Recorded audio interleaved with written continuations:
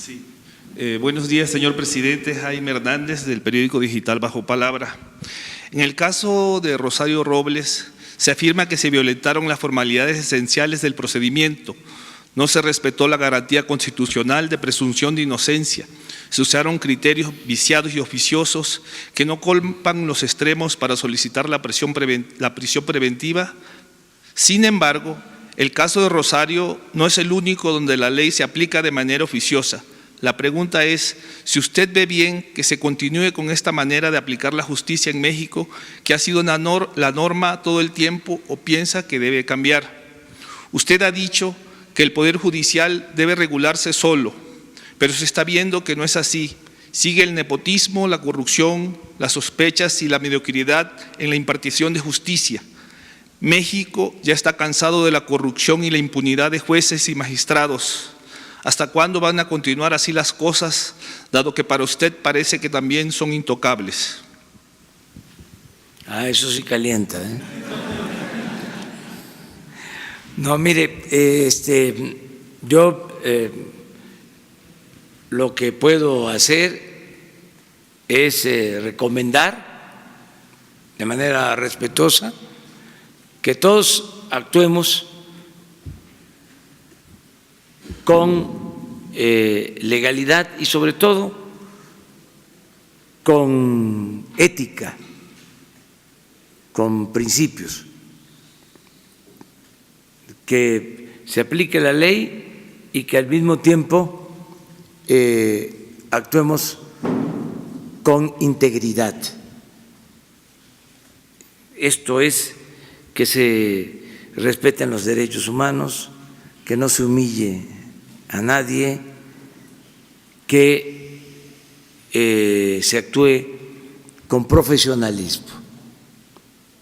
Eso es lo que yo puedo decir de manera respetuosa, y recuerdo lo que dije ayer o lo que he venido diciendo. Se trata de asuntos que están en el ámbito de la Fiscalía General y del Poder Judicial. Antes, esto va a costar trabajo, porque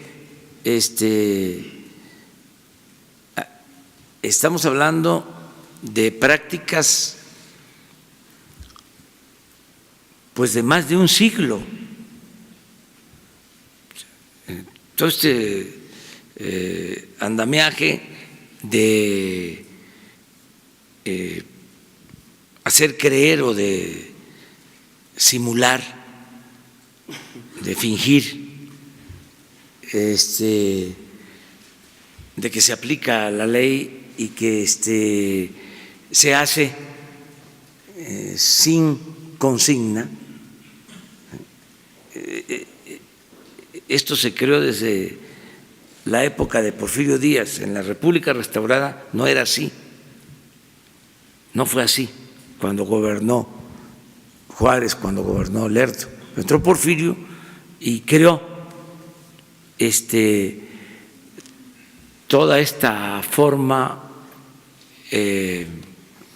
simulada de gobierno, donde en apariencia él era respetuoso de la ley y se cuidaba las formas, pero lo cierto es que la Constitución y las leyes se violaban en el fondo. ¿Saben dónde se descubrió todo esto? Cuando empezaron a clasificarse los archivos personales de Porfirio Díaz. Ya se sabía de que había un doble discurso, pero cuando empezaron a ordenarse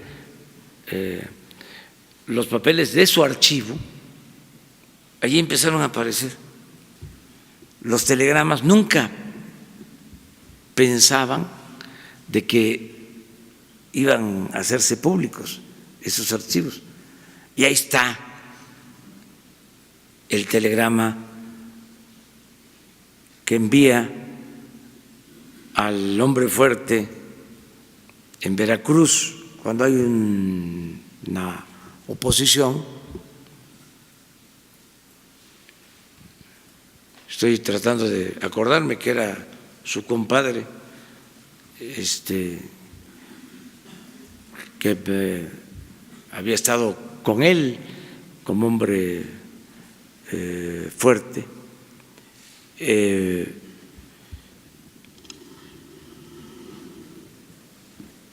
Y le manda un telegrama, o sea, que le avisan de que se habían sublevado, pero hasta eso, no muchos, unos cuantos que habían tomado un barco para oponerse a Porfirio Díaz.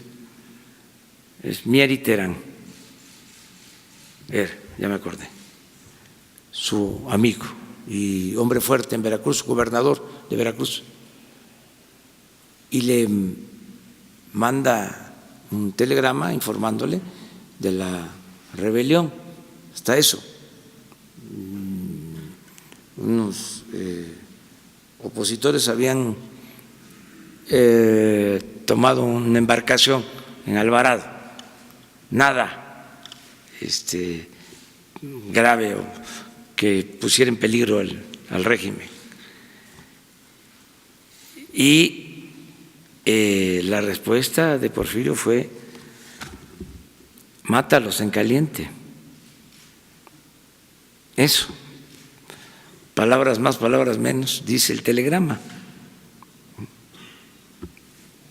Entonces, fusilan en Veracruz a opositores, gente inocente, pero así era.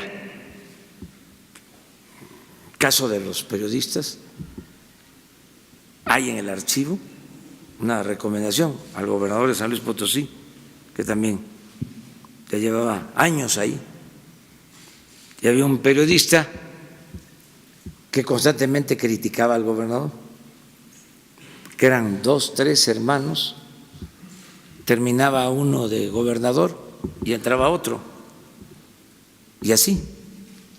Los gobernadores en el porfiriato, si él estuvo 34 años, pues habían gobernadores que duraban 20, 30. Entonces, había un periodista muy combativo, valiente, que lo enfrentaba al gobernador y lo encarcelaban. Entonces, una vez se queja el gobernador de porque el juez le daba amparo al periodista, y salía el periodista y volvía a cuestionar al gobernador, y le pide un consejo a Porfirio. Todo esto está en el archivo. Por eso ya no se está clasificando, se quedó trunca la clasificación de los más de 30 años. Una universidad estaba haciendo ese trabajo y yo creo que se dieron cuenta de lo que significaba para el conservadurismo, porque es poner al descubierto, es el rey va desnudo, quitarle la máscara. Entonces, en esa ocasión le pide un consejo el gobernador a Porfirio y le dice: Porfirio, mira,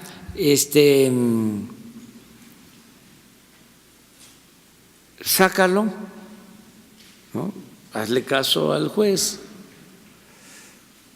pero saliendo le metes otra denuncia para que vuelva a la cárcel.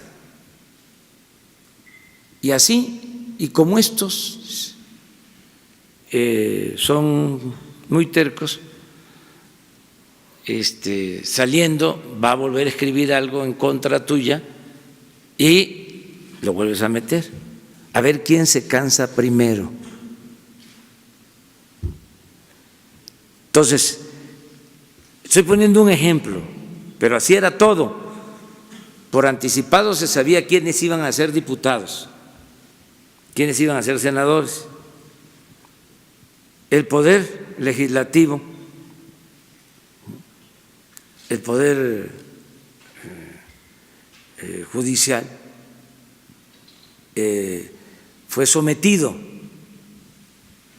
Don Daniel Cosío Villegas decía de que los legisladores en el Porfiriato le daban la razón a Porfirio antes de que abriera la boca. Ya estaban aprobando. Entonces, eso quedó, toda esa simulación se mantuvo, bueno, hasta el año pasado. ¿Quién mandaba en la Procuraduría? El presidente. En el Poder Judicial, con todo respeto, el presidente. Había un abogado famoso del Ejecutivo que tenía acosado a los ministros.